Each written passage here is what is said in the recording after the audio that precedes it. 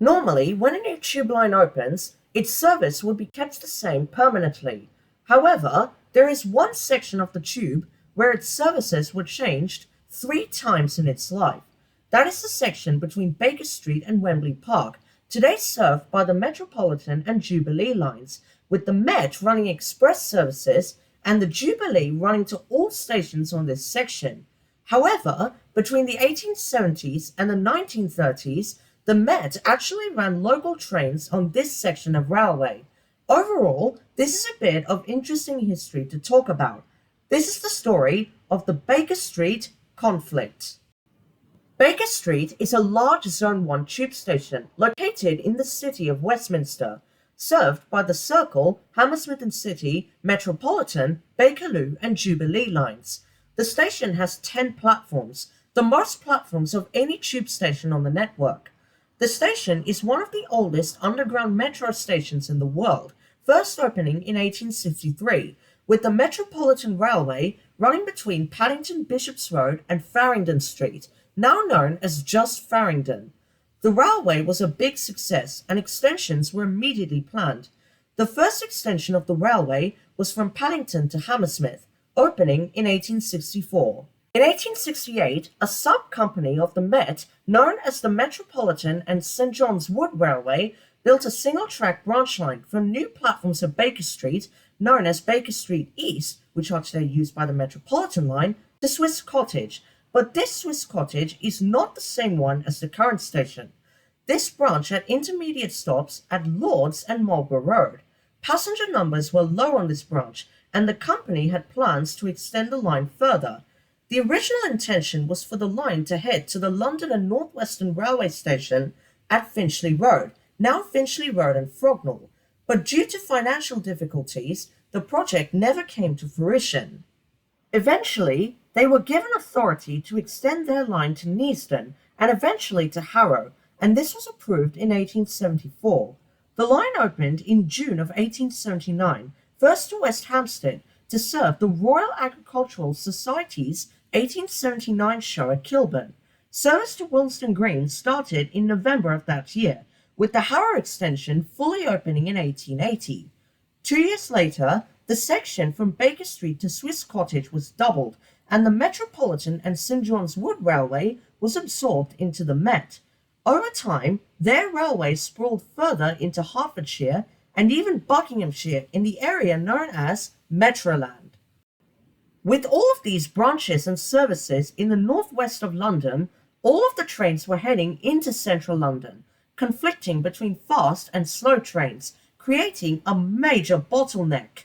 This problem was exacerbated in 1932 when the Metropolitan opened another branch to Stanmore from Wembley Park. Meanwhile, the Baker Street and Waterloo Railway opened in 1906 and eventually extended north to Edgware Road in 1907. This railway was originally owned by UERL, set up by an American businessman named Charles Tyson Yerkes, who unfortunately passed in 1905. To solve the congestion problem, the Metropolitan Railway had one proposal in 1925.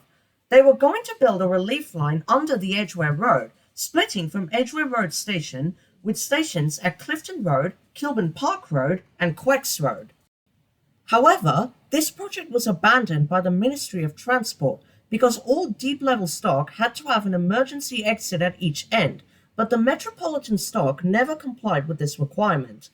Overall, this plan was all part of several plans to construct a railway under the Edgware Road.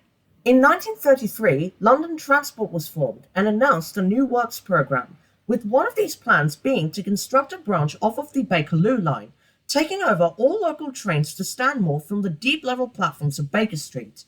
With the new tunnels opening in 1939, the 3 stations on the Met between Baker Street and Finchley Road closed, and 2 new deep-level stations opened, St John's Wood and Swiss Cottage, which is the current one that exists today.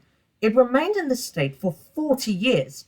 World War II struck London for 6 years, and eventually London was rebuilt after the war, but there were many problems with the tube. Despite the Bakerloo line alleviating the congestion on the Metropolitan line, the Bakerloo line had its own congestion problem. there were too many trains coming from both branches, with trains from both branches having to wait at red signals at Baker Street, and what's worse, only 4 lines served the central area, so new lines were a necessity.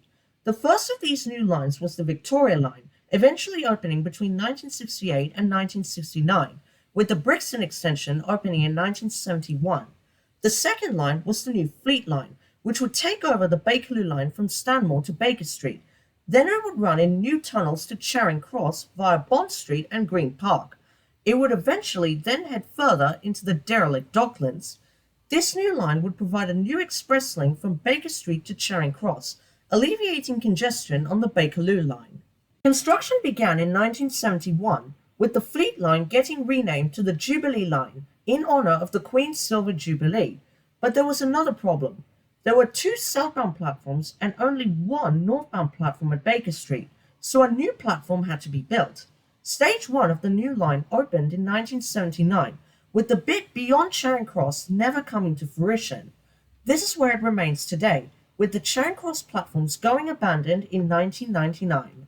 Today, the Bakerloo line at Baker Street controls platforms 8 and 9, and the Jubilee line controls platforms 7 and 10, with both lines having cross-platform interchange in the same direction for both directions. There are also disused tunnels connecting the 2 lines today. I hope you guys enjoyed this video of the Baker Street conflict. If you did, please like and subscribe if you want to see more content like this. And yeah, I'll see you all next time. Thanks for watching.